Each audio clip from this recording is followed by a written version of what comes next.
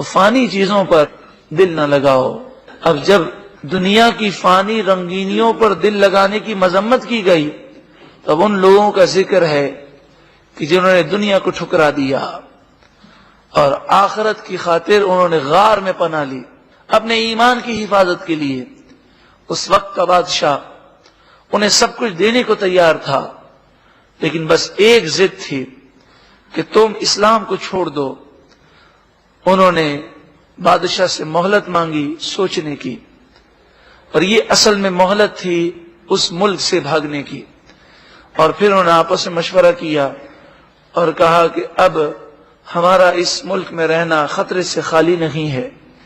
یہ بادشاہ بت پرستی نہ کرنے پر ہمیں مارے گا، ظلم کرے گا، کیونکہ اس وقت ہمارا یہ عزم ہے کہ ہم کچھ بھی ہو جائے اسلام کو نہیں چھوڑیں گے، لیکن ڈر یہ لگتا ہے کہ کہیں اس کی مار کھا کر شیطان ہم کو بہکا نہ دے۔ لہذا ایمان کے تحفظ کے لیے یہ نکل گئے جنگلوں ویرانوں میں اور دور ایک غار میں جا کر سو گئے۔ دنیا کی رنگینیوں میں مبتلا نہ ہوئے، اور سارا ملک کافر تھا، صرف یہ 7 افراد تھے کہ جو اپنے ایمان کے تحفظ کے لیے نکلے۔ درس ہے کہ اگر پورا ملک گمراہ ہو جائے، بے حیا ہو جائے، دین سے دور ہو جائے، پھر بھی ہم ان کو دیکھ کر اپنی آخرت تباہ نہ کریں، بلکہ ہم وہ کریں جو اللہ کا حکم ہے، جو شریعت کا حکم ہے۔ ام حسبتا، کیا تم نے جانا، ان اصحاب الکہف والرقیم کانوا من آیاتنا عجبا، بے شک غار والے اور وادی والے ہماری عجیب نشانیوں میں سے تھے۔ یہ اللہ کی قدرت کی عجیب نشانیاں ہیں۔ اصحاب کہف غار والے، رقیم اس وادی کو کہتے ہیں جہاں پر یہ غار موجود تھا۔ اذ اول الفتیۃ الی الکہف، جب ان نوجوانوں نے غار میں پناہ لی۔ ذرا سوچیں، نہ کھانے کا کوئی انتظام ہے، نہ سردی گرمی سے بچنے کے لیے کوئی لباس ہے، بس یہی جو لباس انہوں نے پہنا ہے، یہ لباس پہن کر اپنے دین کے تحفظ کے لیے جنگل ویران غار میں چلے گئے۔ کتنا بھروسہ اور کتنا توکل اللہ کی ذات پر انہیں ہوگا۔ فقالوا، وہ بولے، ربنا، اے ہمارے رب، آتنا من لدنک رحمہ، تو اپنے پاس سے اپنی خصوصی رحمت ہمیں عطا فرما، وَهَيِّئْ لَنَا مِنْ أَمْرِنَا رَشَدًا، ہم نے دین کے تحفظ کے لیے غار میں پناہ تو لے لی ہے، لیکن تو ہمارے لیے آسانی کر دے۔ وَهَيِّئْ لَنَا مِنْ أَمْرِنَا رَشَدًا، اور ہمارے کام میں ہمارے لیے راہیابی کے سامان کر دے، یعنی ہمیں ہدایت کے سامان عطا فرما، اس میں آسانی عطا فرما، اس میں کامیابی عطا فرما۔ اللہ تعالی ان کی مانگی ہوئی دعائیں ہمارے حق میں بھی قبول فرمائے۔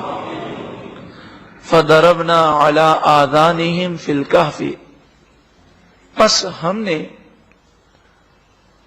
ان کے کان بند کر دیے کہف میں، غار میں، سنینا عددا، کئی برسوں تک۔ کان بند کرنے سے مراد یہ ہے کہ وہ سو گئے اور ان کے کان میں کوئی آواز داخل نہ ہو سکے کہ جو ان کی نیند میں خلل پیدا کرے۔ غار میں سو رہے ہیں، 309 سال تک سوتے رہے، 309 سال تک۔ 309 سال میں اگر غار میں لوہا رکھا جائے تو نہ جانے کتنے سیلاب، کتنے طوفان، کتنی بارشیں، لوہے کو بھی زنگ لگ لگ کے وہ ختم ہو جائے، مگر 309 سال تک سوتے رہے، کسی آواز نے انہیں ڈسٹرب نہ کیا، نہ دھوپ نے انہیں تکلیف دی، نہ کسی بارش نے، نہ کسی طوفان نے، یہاں تک کہ جب یہ 309 سال کے بعد اٹھے تو ان کے کپڑے بھی میلے نہیں ہوئے، ان کے چہرے پر بھی مٹی نہیں لگی، اور 309 سال تک یہ سوتے رہے، انہیں بھوک اور پیاس بھی نہ لگی، یعنی سارے بشری تقاضے ان سے اٹھا لیے گئے۔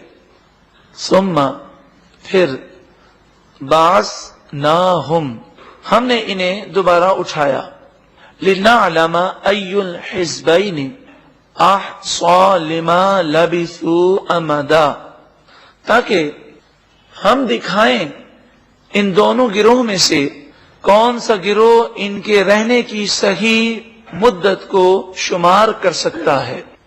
مراد یہ ہے کہ جب یہ اٹھے تو آپس میں ڈسکس کرنے لگے۔ کسی نے کہا کہ لگتا ہے کہ آج ہم زیادہ سو گئے ہیں، بڑے تھکے ہوئے تھے، جب سوئے تھے تو اس وقت سورج نکل رہا تھا، اور جب آنکھ کھلی تو سورج جو ہے وہ ڈوبنے کے قریب تھا، تو ان کا ایسا محسوس ہوتا ہے کہ ہم آج زیادہ سو گئے ہیں، ایک دن یا آدھا دن ہم سو گئے ہیں۔ لیکن پھر انہیں معلوم ہوا کہ ہم تو 309 سال تک سوتے رہے ہیں۔